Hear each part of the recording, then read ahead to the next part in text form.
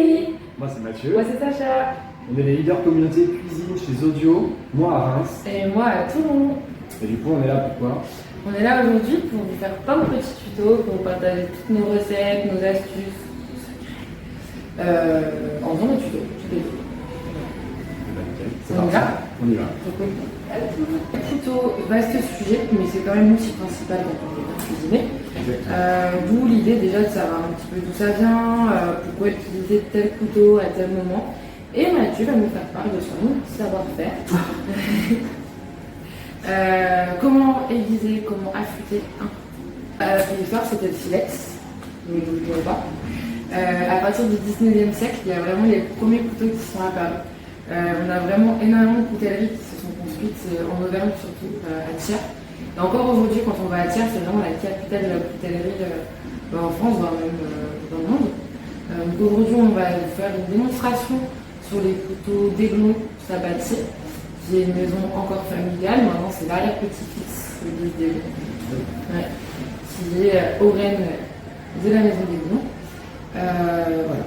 Les cuisiniers envoient leurs couteaux à Thiers pour les faire aiguiser, pour les faire affûter, parce que c'est vraiment l'endroit où il y a le grand savoir-faire. Mon couteau préféré c'est celui-là, couteau de chef. Pour moi, il sert à tout, on peut tout faire avec. Bon, une fois qu'on est bien à l'aise avec quand même, parce qu'il ne remplacera pas, entre autres, ton couteau préféré dont tu parleras juste après. On ne peut pas non plus éplucher les petits légumes avec ça, c'est vraiment un peu trop grossier. Mais derrière, sur la manipulation, on fait tout avec. On est mince, on lève du poisson, on peut même désosser des grosses pièces de viande. Moi, c'est mon couteau suisse. Et après, on les ossaires, il y a celui-là aussi. Oui.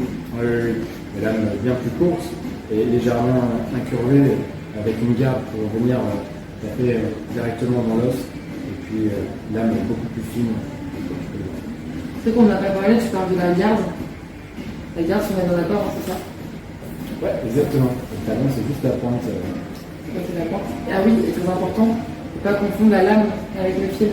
Exactement, ça n'a rien à voir. Ça, on va en parler beaucoup sur la tâche. Celui-ci aussi. C'est quoi la différence?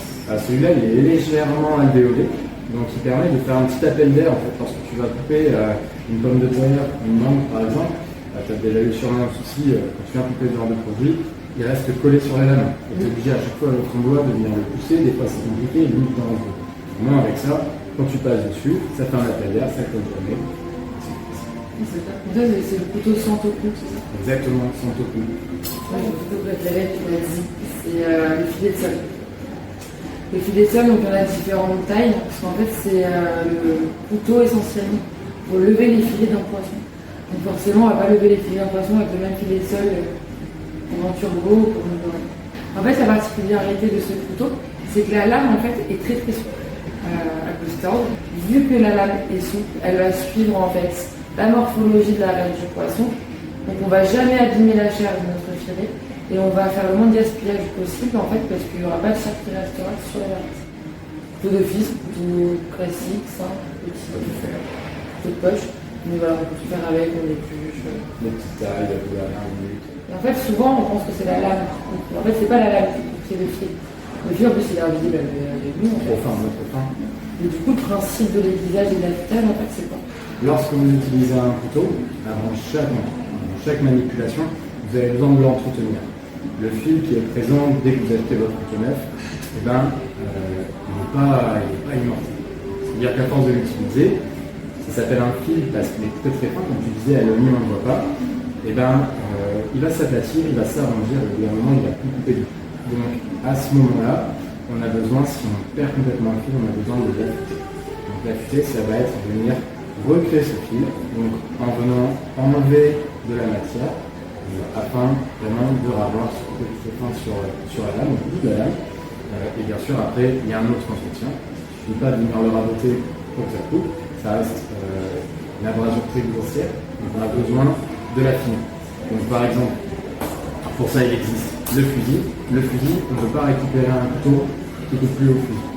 On a besoin au minimum d'utiliser ce genre d'appareil, donc avec une base tungstène qui va venir raboter de la ferraille.